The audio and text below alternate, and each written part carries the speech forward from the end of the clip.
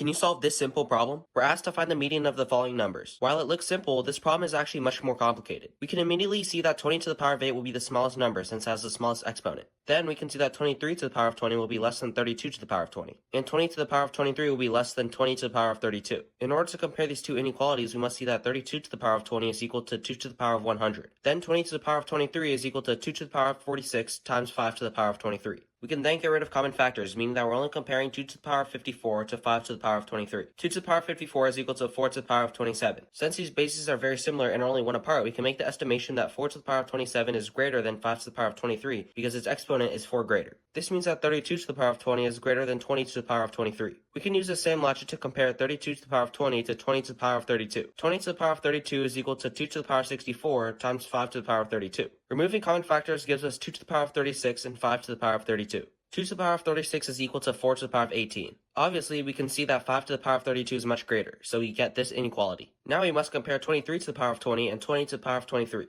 To do this, we must use the natural log. We get 20 times the natural log of 23 and 23 times the natural log of 20. Dividing both sides by 23 times 20 gives us the natural log of 23 over 23 and the natural log of 20 over 20. This is just seeing if the natural log of x over x is greater at x equals 23 or at x equals 20. We can use derivatives in this case and see that the derivative is equal to 1 minus the natural log of x over x squared. Then the critical point is that 1 minus ln x equals 0, so x is equal to e. A sign test then shows us that the derivative is negative for all values greater than e. Therefore, the natural log of x over x will be greater at x equals 20 than at x equals 23. This means that 20 to the power of 23 is greater than 23 to the power of 20. So now our order will look like this. Therefore, B is the correct answer.